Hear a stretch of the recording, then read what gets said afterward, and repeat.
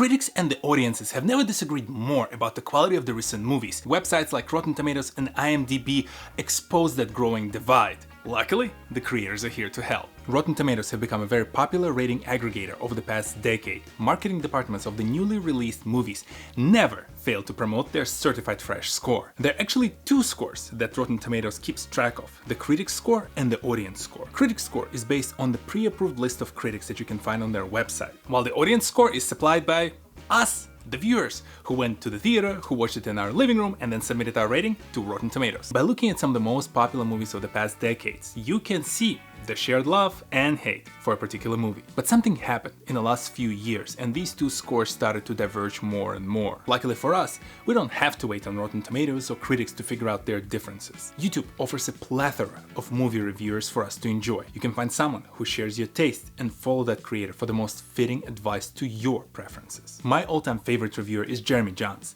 He has a lighthearted, viewer-friendly way of communicating his excitement and frustration. He packages them into the straight-to-the-point videos that are not bloated with the analysis of each minute detail of the film. He also doesn't overcomplicate the delivery of the reviews. There are no complex transitions, visual effects, or sound effects. Jeremy's charisma and passion for the movies keeps you hooked. I also noticed that Jeremy's taste and my taste are about 95% aligned, so I know that if he loved the movie, I should go check it out, but if he hated it, I should not waste my time. Now, if I'm really in the mood for the analysis of the writing, the plots, dialogue, and other technical aspects of storytelling, my new go-to favorite is the Critical Drinker. Critical Drinker is a published author with 10 popular novels to his name, so he knows a thing or two about storytelling. He delivers his analysis of the movies using the alter ego of a drunk Scotsman who is not shy on his opinions about terrible storytelling, pretentiousness, and identity politics. The Critical Drinker highlights a lot of things that are wrong with the storytelling in the modern movies and TV shows. Many of them pander to a small pool of movie critics, social media journalists, and studio execs. I knew that I will enjoy Critical Drinker's opinions when I heard his thoughts on the growing divide between the critics and the audience's scores. Now they're diverging because they're beginning to realize that these critics that they used to trust are basically just paid to give positive reviews. And you know, it's in their interest to be positive because it allows them to keep getting access to film premieres, to getting all those little lovely goodie baskets and stuff that studios send you if you're a professional critic. You see, in one of my prior lives, I used to write game reviews and spend a lot of time consuming gaming media. Similar to the movie industry, there was always this group of popular publications who attract millions in their audiences and review video games, but in those reviews they'd have to be very careful not to piss off the studios that publish the games. If the studio wasn't happy with the way you treated them on their previous project, you would not receive an early copy of the game, which would mean you have to rush to play it through and write a review, sometimes pulling an all-nighter just to make it on time for the release. Publishing a review late for these publications would mean their work would get lost in the sea of other opinions, which would then mean a lot less views and advertising dollars. Traditional movie critics are exactly the same. They need to have that friends and family access to the movies before everyone else sees them in order for them to have enough time to produce their content. But with the amount of content we all see today, with every streaming platform and every major studio seemingly publishing hundreds of content titles every year, I actually don't care how fast I see the review.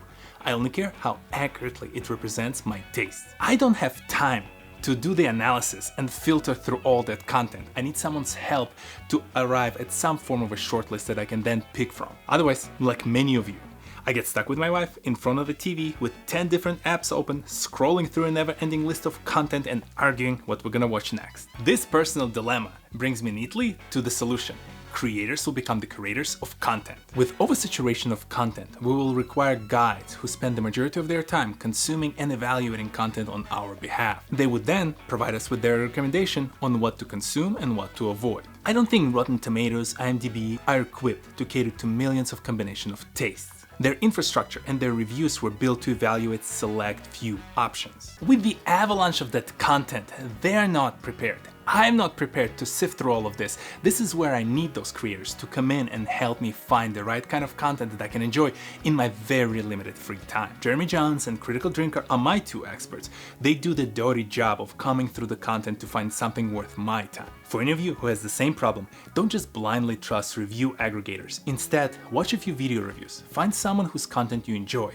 Go back to their library and watch a few reviews for the movies you liked and disliked. And if your opinions match, congrats, you just found found yourself your own Jeremy Jahns. And if you're someone who has an opinion to offer, a unique take that you think can help people save a ton of time in your particular niche, start a YouTube channel. Notice that both Jeremy and the Critical Drinker have a very low level of effort content. They don't need millions of dollars to produce a single YouTube video, so you could start a similar channel with just a camera on your phone, a $20 external microphone, and a decently lit space. We need experts who will help us go through those millions of options that internet gives us access to.